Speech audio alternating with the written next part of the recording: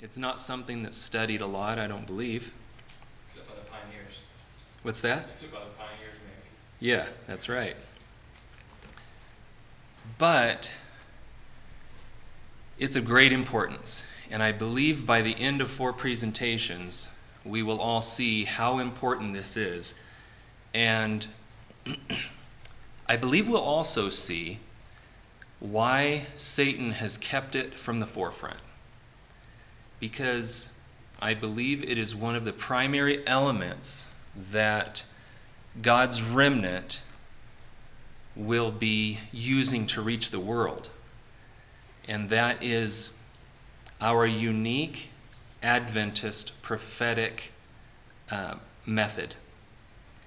And these days, there are many ways that Adventists approach prophecy, and there shouldn't be. There's one way. There's one way to approach prophecy that will get you to 1844. Only one. There is one way to approach prophecy that will get you to 1798. Only one. But that prophetic interpretive method is being thrown to the trash heap. Individual by individual. And what's happening as a result is I have never in my life as an Adventist seen so many popular Adventists date setting. This approach, the midnight cry approach, prevents fanaticism, which includes date setting. No more date setting. If you accept the midnight cry, it allows zero room to date set. And that's one of the things I love about it. It leaves zero room, and I'll just say it, to keep the feasts. Zero room. It's if you accept the midnight cry. That's part of the midnight cry is, as Ellen White puts it, it prevents, she doesn't say prevent, it is a deterrent to fanaticism. And I believe you'll see why as we work our way through just the basics. We're not getting deep into the midnight cry. We're reading snippets out of each of the 5 sections. It came in 5 sections. And we're going to get a feel of those 5 sections, 3 of which we're familiar with. One of which we may have never heard before, and another, we may have rejected in the past. And I have. I've rejected it in the past. But I've taken a closer look over the last 10 months, and I see great light in all 5 sections of the Midnight Cry. So let's read our scripture, Matthew 25:6, and this is from the chapter on the 10 virgins. And what you'll see very quickly is that the parable of the 10 virgins is linked with the midnight cry. And at midnight there was a cry made, "Behold, the bridegroom cometh. Go ye out to meet him." Now, this is a depiction of Samuel S. Snow. And he was the one that gave the midnight cry. In the years 1840 to 1843, Miller gave the first and second angels' messages. And this is where we see the fall of the Ottoman Empire foretold and predicted. And this is where we see Fitch calling people out of Babylon. And when the midnight cry was given was the summer of 1844. You aware that there were 2 disappointments? Okay. So that initial disappointment happened in the spring of 44. And the midnight cry happened in the summer of 44. And we're going to read an account of that event. And that will come a little later in the presentation. Let's read about what Ellen White says about the midnight cry. Near the close of the second angel's message, I saw a great light from heaven shining upon the people of God. The rays of this light seemed bright as the sun. And I heard the voices of angels crying, Behold, the bridegroom cometh. Go ye out to meet him. So now you have Ellen White saying that she hears Matthew 25 being given by angels. Now, what is light in the Bible? It's truth. Okay? So she saw a great light coming from heaven, truth coming from heaven, and it's shining on the people of God. So this is interesting because it's like the latter rain. It's like rain coming down, dew falling from heaven as doctrine. The rays of this light were as bright as the sun, and it's connected with Matthew chapter 25. In early writings, page 14, she says, at this, and this is where she defines what the midnight cry is. And this is really, really important. Many in the church have either ignored this or lost sight of it. She says, at this I raised my eyes and saw a straight and narrow path. We've all read the narrow path vision, right? Cast up high above the world. On this path, the Advent people were traveling to the city. What's the city? New Jerusalem, which was at the farther end of the path. Okay? They're at the beginning. New Jerusalem's at the far end. They had a bright light set up where? Behind them, at the beginning of the path, which an angel told me was what? The midnight cry. This light shone all along the path and gave light for their feet so that they might not stumble. All right? So already you see this light is very important. You can't do without the light or else you will not make it to where? New Jerusalem, the end of the path, right? That's implied. She gets more specific though. Then Jesus would encourage them by raising his glorious right arm, and from his arm came a light. Now this is a different light, which waved over the Advent band, and they shouted, Alleluia. Others rashly denied the light where? Which was? Midnight cry. And said it was not God that had led them out so far. So that light was not from God, they say. Look what happens to them. The light behind them went out, leaving their feet in perfect darkness, and they stumbled and lost sight of the mark and of Jesus, and fell off the path down into the dark and wicked world below. How important is the midnight cry? Salvational. It's salvational, right? Nobody wants to hear that. Nobody wants to hear anything as salvationist, especially something that they've rejected. Okay? Especially something they've ignored, especially something they're not interested in, especially something that is embarrassing to believe. Okay?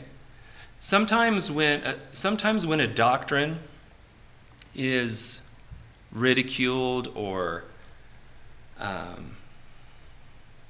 exaggerated,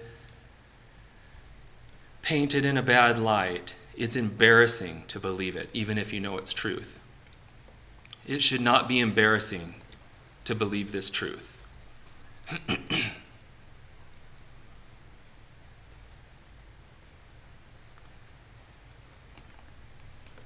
Letter 3 states, Brother Bates, you write in a letter to James something about the bridegroom coming. Excuse me.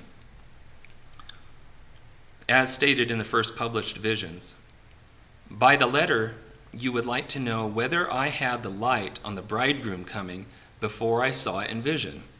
I can readily answer, no. The Lord showed me the travel of the Advent band and the midnight cry in December, but he did not show me the bridegroom's coming until February following. Perhaps you would like to have me to have me give a statement in relation to both visions.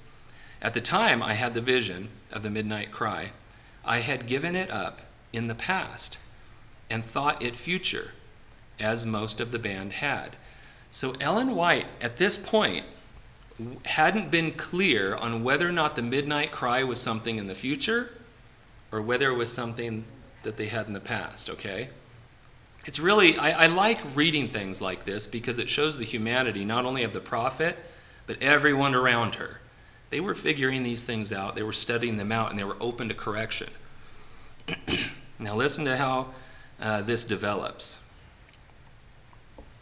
She says in 49, "Dear brother and sister, I have now written the vision God gave me. I am tired sitting so long. Our position looks very clear. We know we have the truth. The midnight cry is where? Behind us. The door was shut in 1844, and Jesus is soon to step out from between God and man. The sealing will then be accomplished, finished up." So by 49, she had settled in her mind when the midnight cry was given. It was a message given in the past. All right? That's really important. Now the loud cry is future, and the midnight cry and the loud cry are connected. But we're sticking with the midnight cry for now.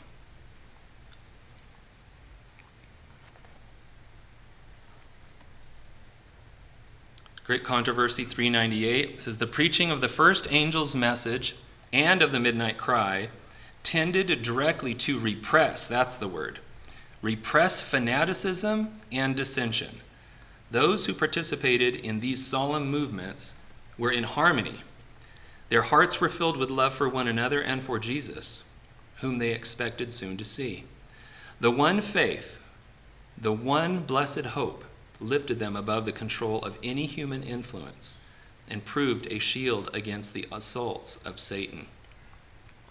I have some friends that they're the ones that sat down and studied with me for about 50 hours straight, day after day, for a week on this topic.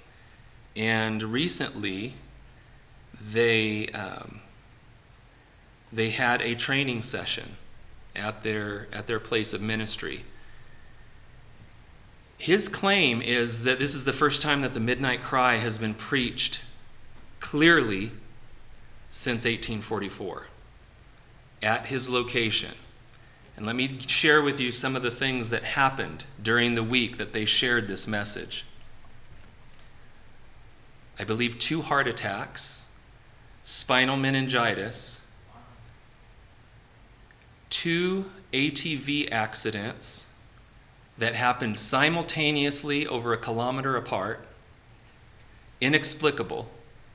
One of them hit an invisible wall, the ATV stopped, and the person went flying and landed, broke their collarbone in 3 places, and then looked up and saw the ATV flying toward him to crush him. And he just got out in time. His friend, over a kilometer away, at the exact same time, had another friend on the back. They were both thrown off of their ATV, and she broke her back. And this happened all at the same time. On the same day? In the same week. Oh. During this campaign, all of these things were happening. And they were clear on this, that they were being attacked because of the message that they were giving. Another thing that happened, and it's hard not to laugh, but they had a squirrel attack one of the homes on the property. A flying squirrel. It came down the chimney, and it basically destroyed the house, 2 stories. It went to the bathroom on everything on the first story, and then went up everything on the top story. And they brought an exterminator. The exterminator got the squirrel out of the house. It broke back into the house, did it all over again, and committed suicide in the toilet in about that much water. they know that they were being attacked. That's how much Satan hates this message.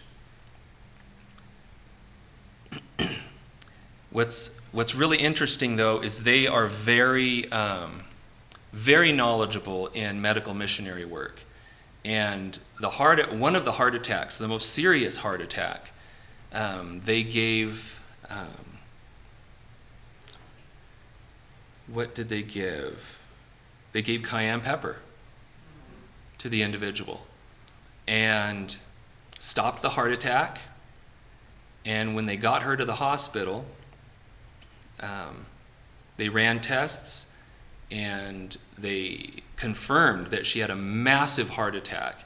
And the doctors came out and wanted to know how the heart attack was stopped. And they told him, and he was in total disbelief. He goes, "We've ran the test, and this was all the enzymes are present. This was a massive heart attack, but there's no damage to the heart." But these enzymes that are being tested for were all there. All the markers were there, so they know it wasn't just indigestion, right? And they were just amazed. They said, "We want to know what you did, because we don't see this kind of thing. When you have a heart attack this large, this big, there's damage. They usually see way, way more damage to the heart." So it was a testimony to the local hospital. They cured spinal meningitis naturally too, which was amazing and unbelievable to the doctors. But again, this is a message that is very important, and I believe it's going to be one of the primary methods that we use to reach the world.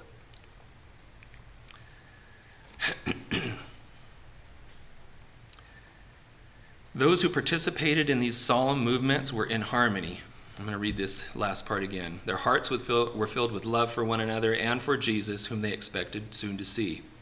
The one faith, the one blessed hope, lifted them above the control of any human influence and proved a shield against the assaults of Satan.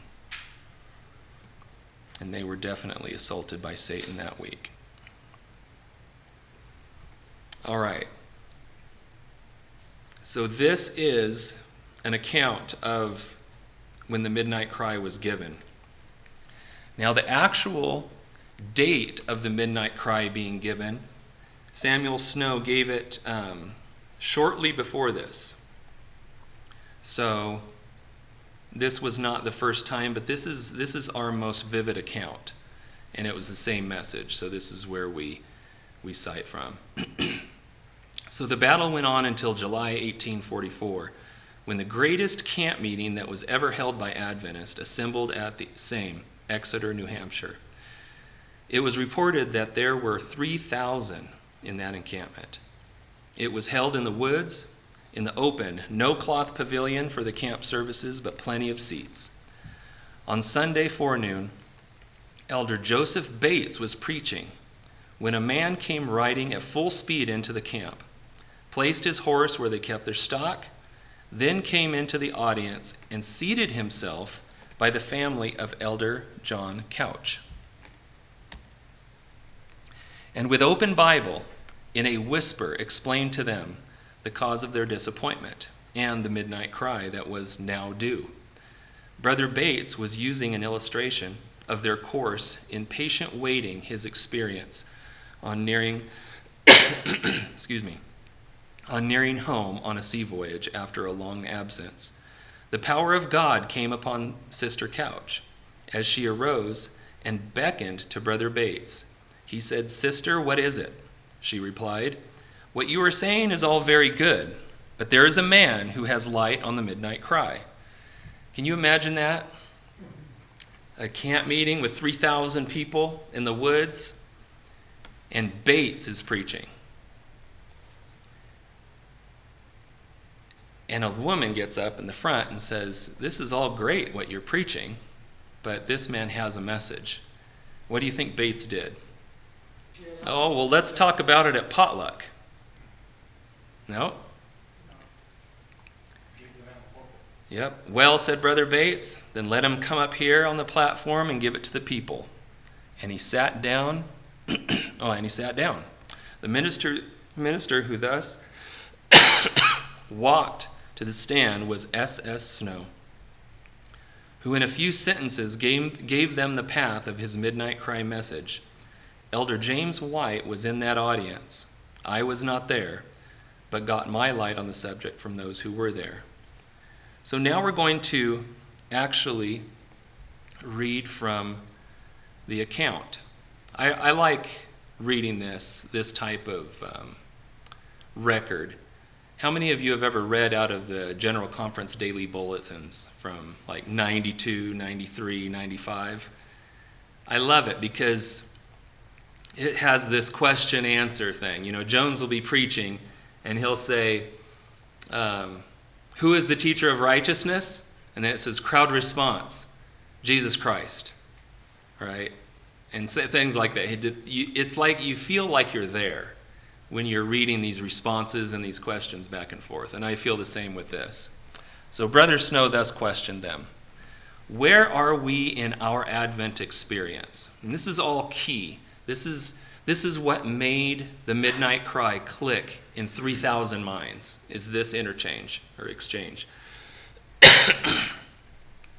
Answer from the audience, we're in the tarrying time. How long was the vision to tarry? Answer, until midnight. What is a day in prophecy? Well, everyone there was there because they knew what a day was, right? They said a year. Then he questioned, then what would a night be? Answer, 6 months. Then what would midnight be? Answer, 3 months. Question, how long have we been in the tarrying time? Answer, just 3 months. So, this is what was said then. He said then, it is just the midnight now, and I am here with the midnight cry. In a few sentences, he explained that it was the fall of 457 that the decree went forth, and so they went short 6 months in their reckoning, showing them that the 2300 days would terminate October 22nd, 1844, instead of the spring, as they had previously supposed. Then, in a strong voice, he said, behold, now, I'm going to stop here and point out what Samuel Snow is doing right here is fulfilling the words of Christ in prophecy. You understand that? When Christ uttered the words, behold, the bridegroom cometh, go ye out to meet him, Christ was prophesying Samuel Snow in front of these people. Samuel Snow is fulfilling the prophecy. This is similar to Christ getting in front of his congregation and saying, this is fulfilled this day in your ear, right? That's what Samuel Snow is doing. That's how excited these people were to receive an answer to their disappointment in the spring. Behold, the bridegroom cometh. Now get how he says it, though. On the 10th day of the 7th month, October 22nd, 1844, go ye out to meet him. So he got very specific. He's giving the day and the hour to these people. And they know that he is a fulfillment. He is uttering a fulfillment to that prophecy that Christ gave. So this is why it's called the midnight cry. And like I said, this was not the first time. This is the second time he gave the message. The first time was literally, exactly between the spring disappointment and the fall disappointment. I believe it was 93 days, exactly in the middle. So he exactly fulfilled that midnight cry prophecy. So now we're going to look at what the 5 elements are in the midnight cry.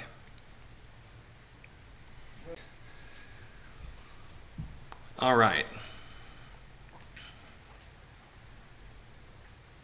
So like I said, it's in 5 distinct parts. And this is the first part of the Midnight Cry. So Samuel Snow developed this little booklet that summarized the Midnight Cry. And I'm not going to read the entire section. I'm just going to show you snippets from each of the 5 sections. But how many of you have heard of the 6,000 years? Really? Okay. So I had, before November of last year, of 2025, I had not heard of the 6,000 years. I had heard of the millennial Sabbath theory, but the only chronology that I was familiar with is Archbishop Usher's chronology.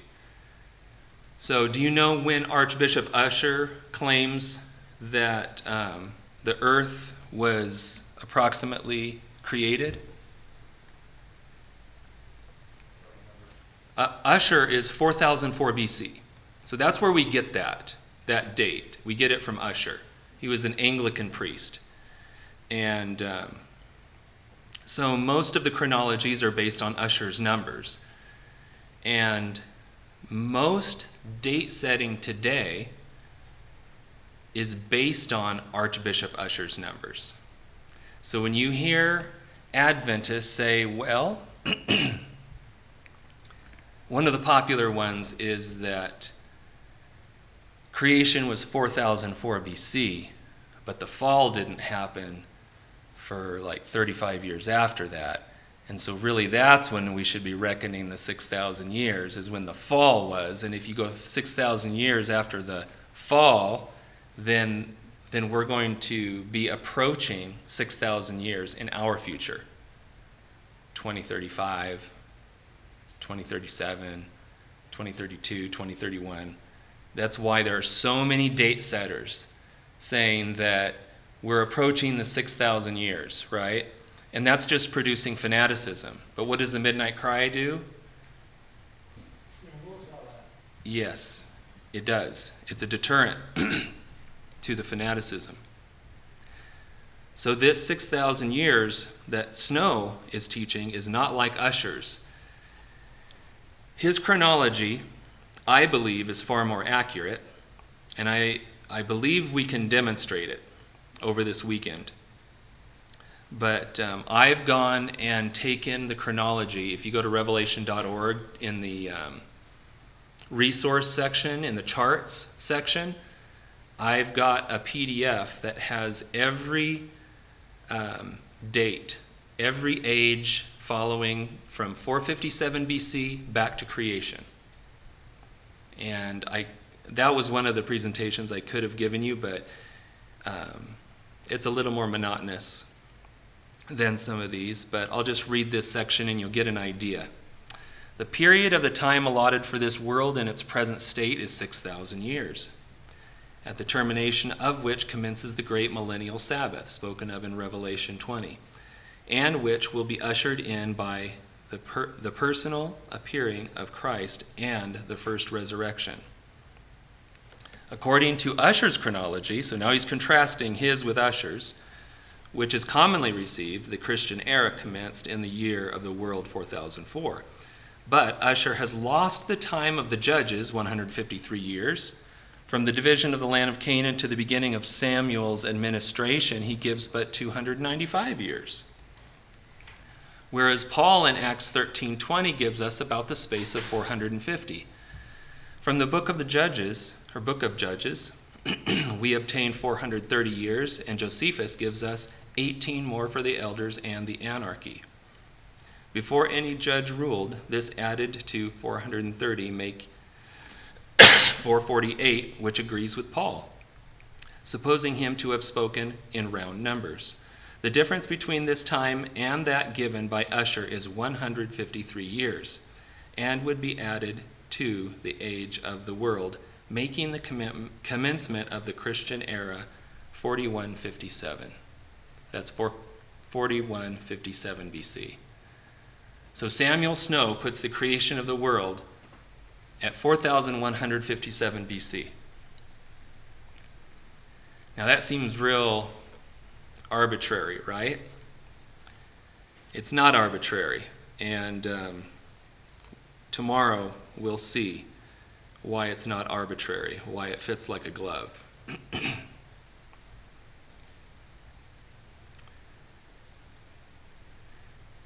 So, by the way, when we look at the 6,000 years, it's going to blow your mind. The 6,000 years is very significant. But now we're moving to the second section, and the 6,000 is the one I say most people don't know about. This, the 7 times of the Gentiles, is the one that most people probably ignore or reject, especially in the conference church, especially. It says the 7 prophetic times amount to 2,520 years. As proof of this, see Revelation 12:6 and 14, where 3.5 times are equivalent to 1,260 years. A time, therefore, consists of 360 solar years, which, multiplied by 7, make 2,520. Had this period commenced with the first day BC 677, it would have terminated with the first day of AD 1844 for 677 full years on the one hand and 1843 on the other, make 2,520 complete years. So, the charts that you have in the fellowship hall there, if you'll notice at the top center of the 43 chart, you'll see 677. That 677 marks the top of the head of the image in Daniel chapter 2. So the metal man, whenever you look at the top of his head, think 677 BC, because that's what it symbolizes. The feet, the bottom of the feet, often we leave the bottom of the feet open-ended. I don't believe the bottom of the feet are entirely open-ended. I believe they cease in 1844. They ceased in 1844. And I'll explain this to you in my final presentation. I'll explain that all, hopefully clearly. And I hope that it makes a whole lot of sense, because it's been a big question mark in my head for a long, long time.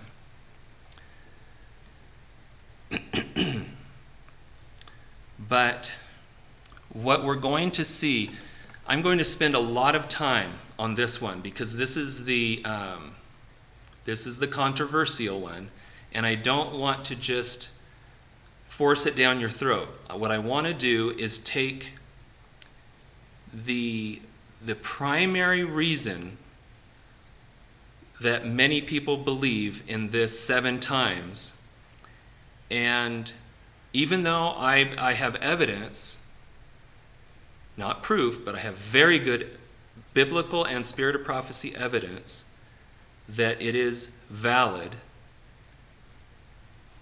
in how Snow views it. But I will also set it aside on a shelf, Leviticus 26, because that's the primary source.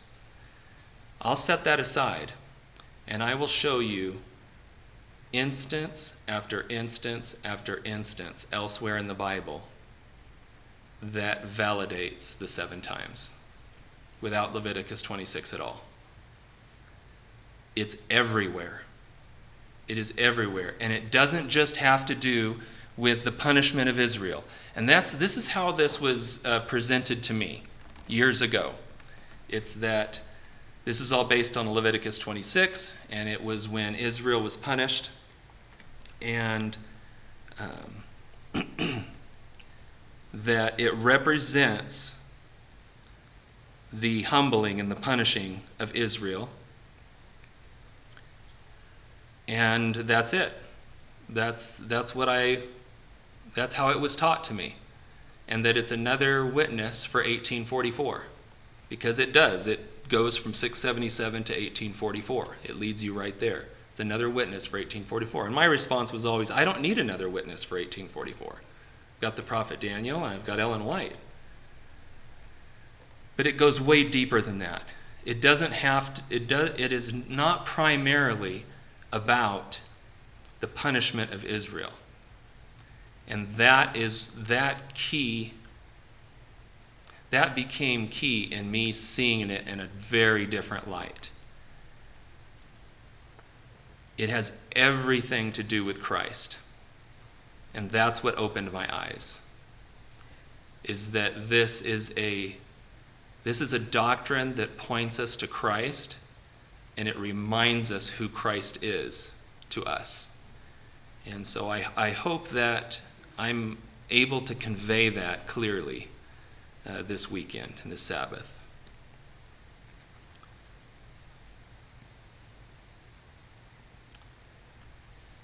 Part 3 of the Midnight Cry is the 2300 days. And one thing I really appreciate about this is that God led Snow to put the 2300 days in the middle of a 5-section study. So if you're familiar with chiasm, it builds up to the peak and then works its way down the other side.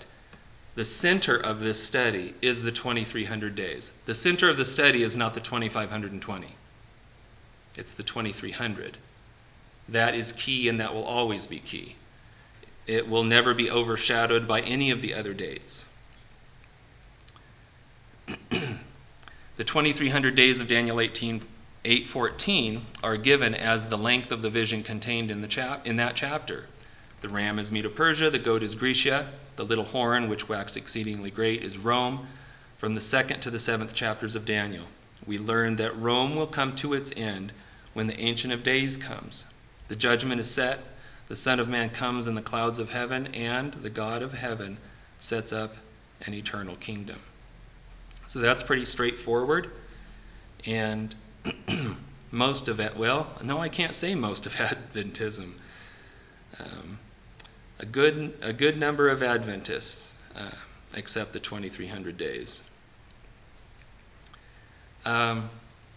Here's something that I want to note. You've heard of Desmond Ford. Desmond Ford was no dummy. Desmond Ford was correct in saying, if you use the method in which modern Adventism uses to interpret prophecy, you can't get to 1844 with the 2300 days. The only way you can get to 1844 is if you use Miller's rules. And Desmond Ford didn't believe in Miller's rules. So everything Desmond Ford said and challenged the church on, he was correct, because he was using their own tools to prove them wrong. And I believe he successfully did it. And they ignored how he was doing it. If the church would have still been using Miller's rules to interpret prophecy, they could have simply used that against Ford and said, we've always used these rules. This is how we come to 1844, and he would have no arguments against it, except he didn't like Miller and didn't believe Miller and thought he should use the Greek and Hebrew. Miller didn't use the Greek and Hebrew. He went verse by verse and applied his rules. And they aren't his rules, they're biblical rules. They're really not Miller's rules, they're biblical rules of prophetic interpretation. But this is why Desmond Ford had such a big impact, is because we had compromised, and still do, on how we interpret the Bible. Part number 4. The 70 weeks. We're all familiar with this. The 70 weeks are divided into 3 parts, 7 weeks, 62, and 1 week. The connection shows that the 7 weeks were allotted for the building of the street and wall. They therefore commenced when they began to build in the autumn of BC 457.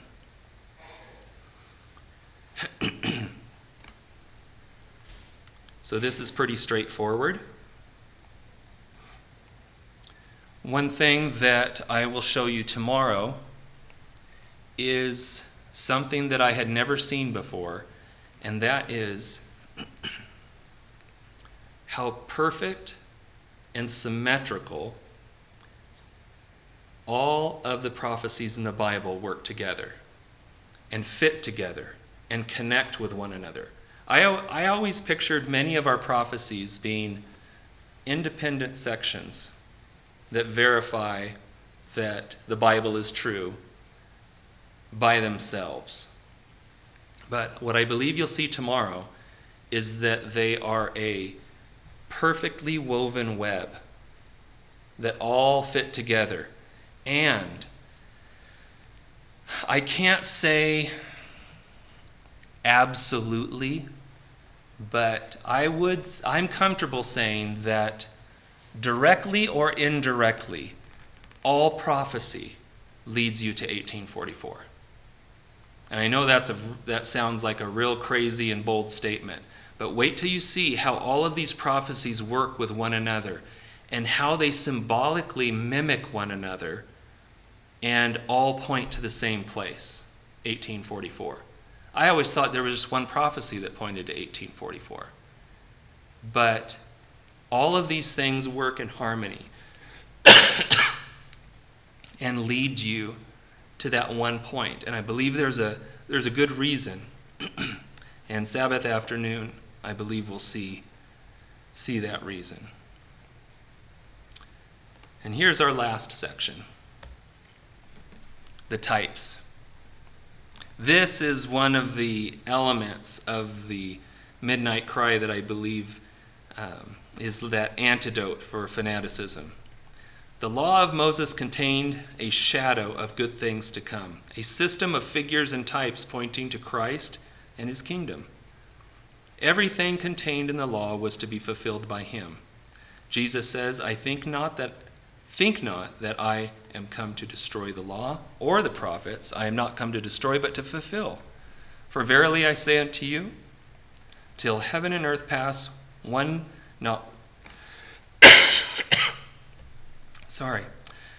till heaven and earth pass, one jot or one tittle shall in no wise pass from the law, till all be fulfilled.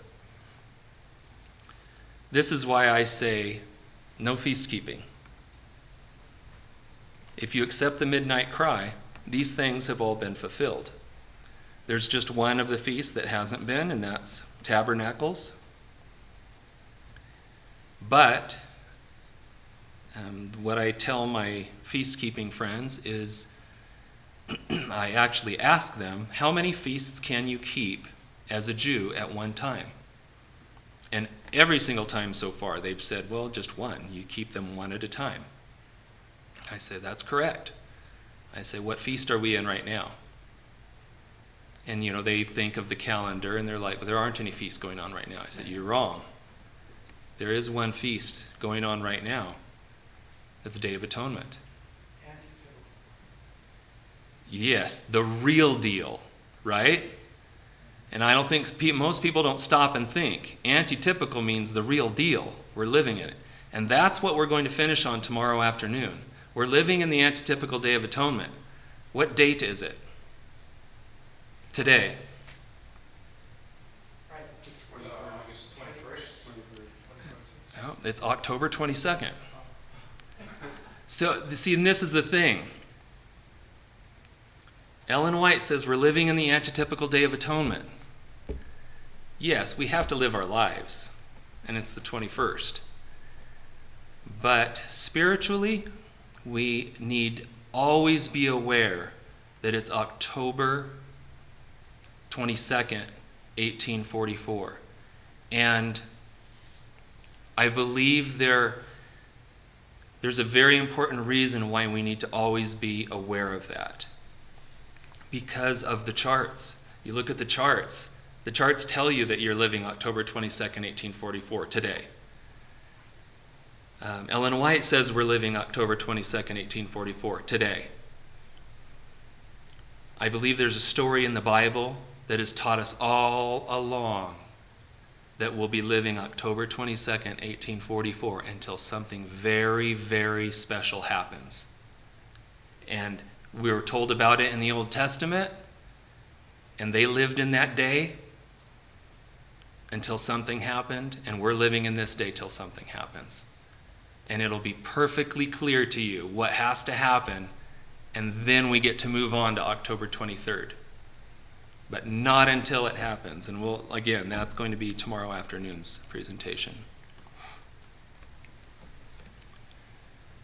Manuscript 4 says, "You are getting the coming of the Lord too far off. I saw the latter rain was coming as suddenly as the midnight cry, and with 10 times the power."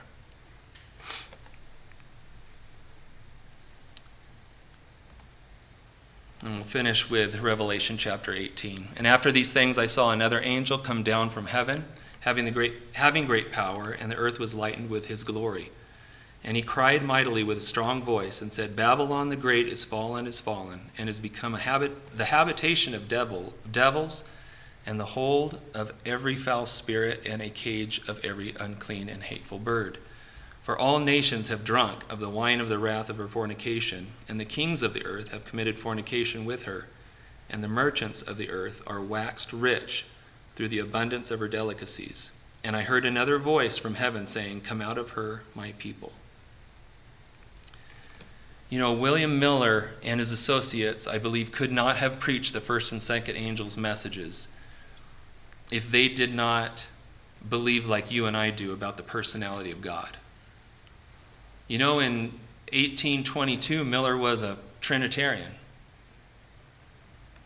But by 1843, he was distinctly non-Trinitarian. And that's what enabled him to preach the first and second. Why couldn't he preach the third? He was only the first and second, right? With great power. Sabbath.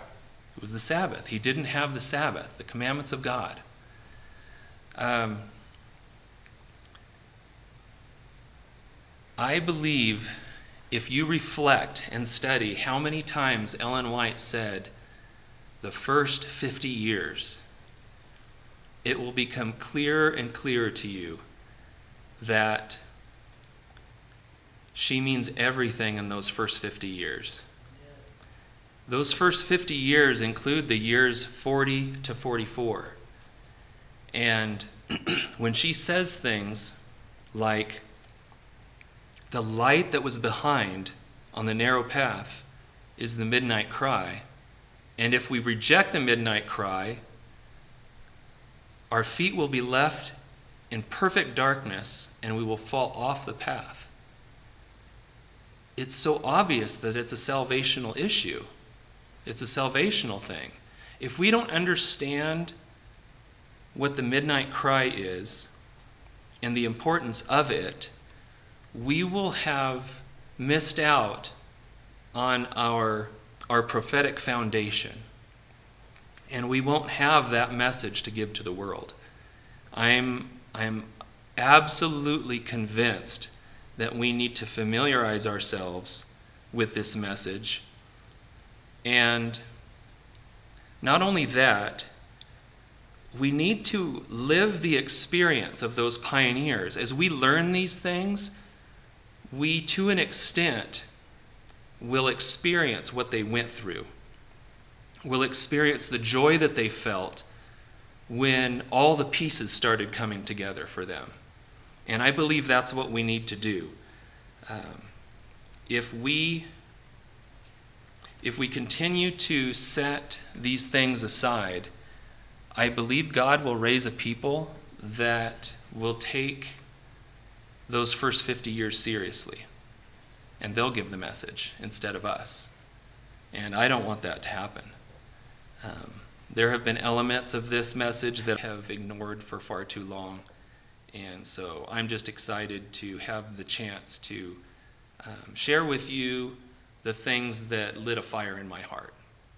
And so I really appreciate that, the opportunity to come here and share some of these things. And tomorrow, what we're going to do is, now that we just have this basic outline of what the midnight cry is, I want to intellectually, honestly go through and give you objections that are presented against particularly the 7 times, the 2,520. I've accumulated a lot of critiques, statements against it. And so we're going to go through those one by one and address them, and then compare them with inspiration, so that it's not just me saying, no, this is good, this is good, this is good, and not giving you any rebuttal. I'm going to give you the rebuttals, and then we're going to compare those rebuttals with inspiration. And then what we will do in the 11 o'clock hour is I want to review the 7 times in all of the other places in Scripture. And if the 6,000 years won't blow your mind, this will. Bible stories that you've heard 1,000 times, this is embedded right in it. The gospel story, embedded right in it. Old Testament scripture where the Israelites are bringing offerings to God, each tribe embedded right in it. Just over and over and over. Nebuchadnezzar's testimony embedded right there in it. Nebuchadnezzar. And so that, I believe that will be a real exciting presentation. And then we'll end in the afternoon by talking about October 22nd, 1844, and why we're still living in that.